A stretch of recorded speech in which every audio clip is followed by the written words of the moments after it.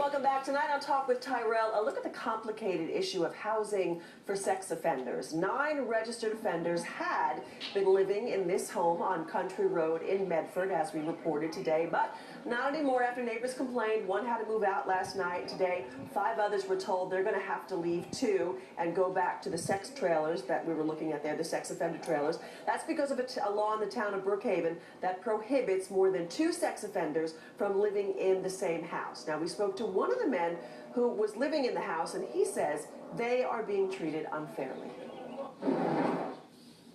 We're people too, you know what I mean? It's like we have no laws that protect us. Everyone throws everything against us, and they don't give us a second chance. And when people don't give you a second chance, you have more of a it's like you might as well just throw it up in the air.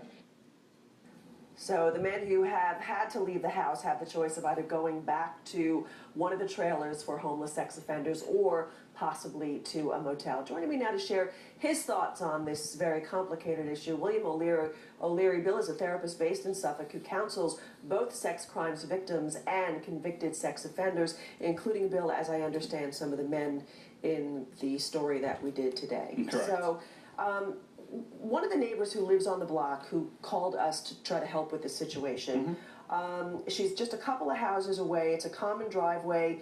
They have to pass her house to get in and out of the community. She's got 4 children, and she's got a pool in the backyard. She worries that they might be watching her kids. She worries at the bus stop when she leaves her kids there that some of these men might be going back and forth.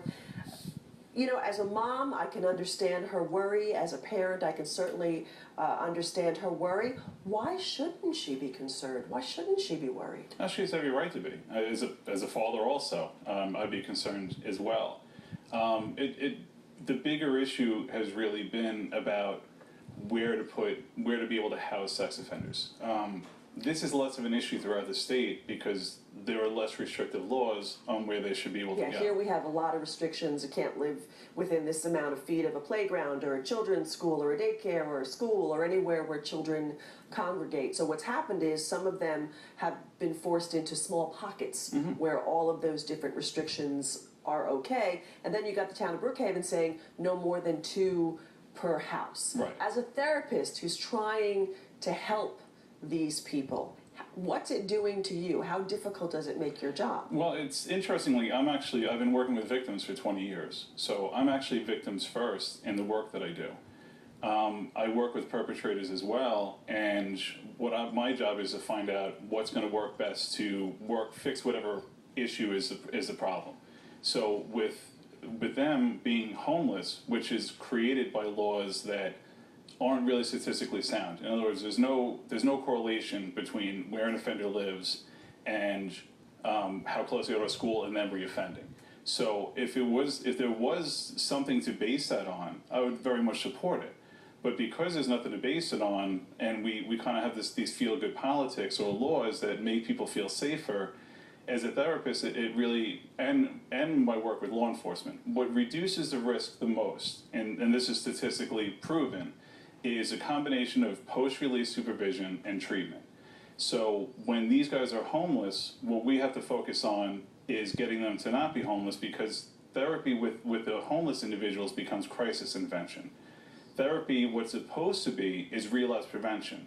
What's parole so once you get them into a house, the therapy goes better because they're in a more stable environment? And the house has been by necessity. The housing has been, even having several individuals. Now this is an issue because in Brookhaven they put a cluster law, right, which again there's no statistical basis for. It was just almost a fear tactic for people to tell. Come on, people are afraid. Of course they are. People are afraid of sexual predators. Now, which is, I don't know if they're afraid of sexual predators or if they should be afraid of their child being sexually abused. And again, as a parent, this is where the stuff gets very scary. 94% of sexual crimes are committed by someone who's not on the registry. Someone who comes out of prison for a non-sex crime is more likely to commit a sex crime than someone who comes out of prison for a sex crime. 93% of victims know the perpetrator. So what we're kind of doing with the legislation and with the laws, and sometimes even from a media perspective, is we demonize the sex offenders, which is a horrible thing to even wrap our brain around. But what it's doing is it's telling parents your kids are safe because we're keeping these individuals away from you. When you say that's not necessarily the case. It's 93% of the time, Yeah, and 94% of the time. and we're not dealing with the problem either, because isn't there a law in Suffolk where the sex offender trailers are supposed to go away? Yes. And there's supposed to be housing in various communities around Suffolk to help these homeless sex offenders find stability and therapy. Yes, and even that's a Band-Aid to the problem. So we're doing that, or the system or the entities involved are doing that as a solution to what the laws are right now. The laws aren't protecting. Sex crimes haven't gone down. 1 out of 4 children are sexually abused by the age of 18. 93% of the time it's by someone that they know. So then what's the solution? If we're not doing it right now, what should we be doing? What I've met with the legislation. I've presented to every legislator. I work with all the systems, and my answer is always the same. It's about educating parents on what to look out for in their own home. There's 2 types of sex offenders, and I don't think people think that a sex offender is a pedophile. A sex offender is anyone that commits a sexual crime. Right. So now that could be an adult victim, that could be a child But a victim. pedophile is somebody who preys just on A children. pedophile is someone, no, so, but under the sex offender category of what's called child molester, Right. 10 to 15% of child molesters are pedophiles. 85 to 90% are what's called a situational offender. A situational offender is someone who's either in the home or very close to the home in terms of And relationship. is grooming the child? And actually, for situational, the interest initially isn't sexual. And this is a very hard thing to kind of wrap our brain around, but most sex offenses that happen are, sex wasn't the initial motivation.